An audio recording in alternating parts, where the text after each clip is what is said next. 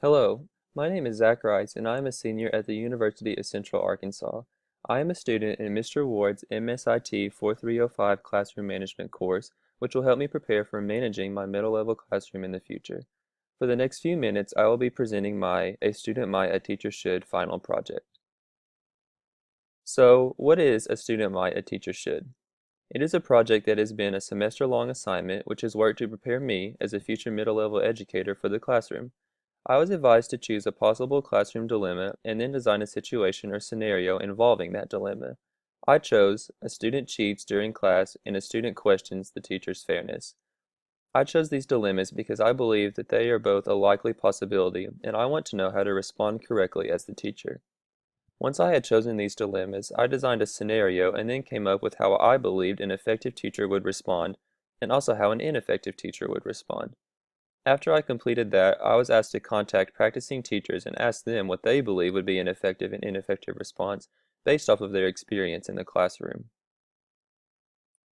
Here's the scenario that I came up with. You, the teacher, are walking around the classroom exploring and monitoring the students while they take a unit test.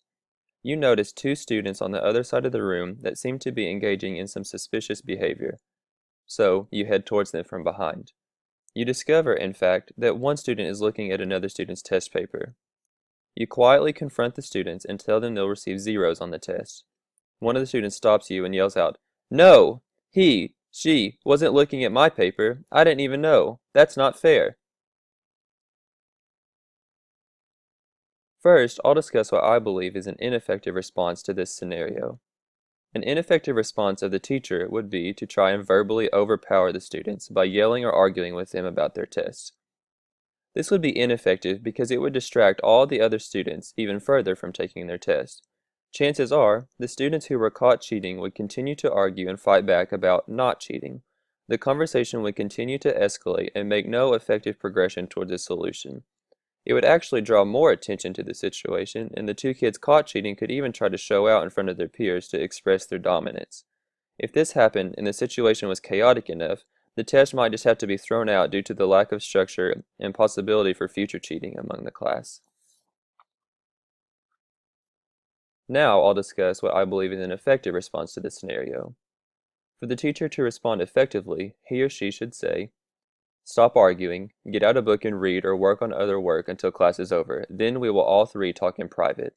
Until then, give me your test and do not say another word to each other or anyone else." Then, the teacher should place the test on his or her desk and continue to monitor the rest of the students who are testing and redirect their attention off of the students who are cheating. This would be an effective response because it directs the attention away from the situation and gives the students time to think about what they've done, and time for the teacher to decide the consequences. If the students continue to argue, the teacher can send them off to the office. Or, if the students choose to remain silent, then the matter can be settled after class with the rest of the students not there. Now, let's see what the professionals had to say. Altogether, the three teachers' responses that I received can be summarized by this. An ineffective response would definitely be for the teacher to 1. Confront the students in front of the rest of the class, and 2. Give the students another chance and allow them to continue taking the test. These would be ineffective because confronting the students would just cause a scene and all the students' tests would be compromised. Allowing the students to continue and be given a second chance would only be enabling them to continue to cheat in the future. For an effective response, the professionals all agree that the teacher should wait and talk privately with the student. Then, allow the students to present their cases and come to a decision on what consequences should be faced. This is an effective response because it allows for the students to explain to the teacher what happened from their own perspective, and then the teacher can compare what the student said to what he or she saw happen. In all of this, I have learned so much about how to effectively manage a middle-level classroom when things seem to get out of control. However, I have also learned so many things about how to prevent things from getting out of control as well. For example, the information in Dr. Fred Jones's article about zones of proximity would greatly benefit a teacher struggling with students cheating on tests. In this article, Jones discusses 3 different zones that students can be in.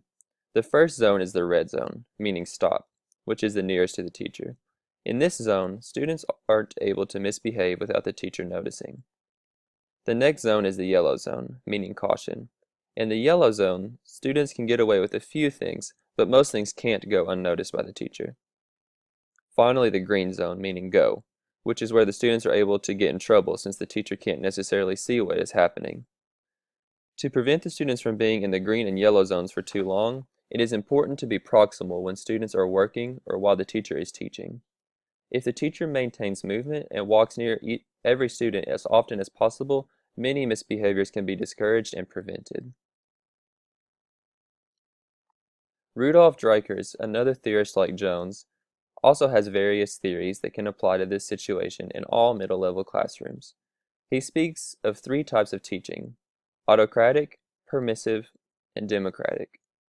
In autocratic teaching, the teacher is very authoritative, stern, and demanding of the students. This teacher is more of a boss than a leader. In permissive teaching, the teacher is too easygoing. He or she rarely invokes consequences on the student's misbehavior, and the students view this type of teacher as a pushover. Lastly, democratic teaching is what all educators should aim for. In this type of teaching, the teacher is the leader and shows care for and friendliness to the students. However, this teacher still manages the classroom well and demonstrates cooperation and obedience among all of the students. Through democratic teaching, the teacher can discourage various misbehaviors that Dreikurs say spawn from a feeling of inadequacy. In my original scenario, with the one student cheating off of the other, the cheating student could have been feeling inadequate and therefore attempted to look at the other student's test to score better. Dreikurs states that middle-level educators need to remember that 10 to 15-year-olds may struggle with their self-esteem and adequacy. Therefore, they need to be encouraged and led to succeed in a way that the democratic teacher would manage his or her classroom. By remaining proximal, encouraging the students, and clearly setting expectations of good behavior, one can set up their classroom in a democratic way and prepare the students to succeed and set high goals for their futures.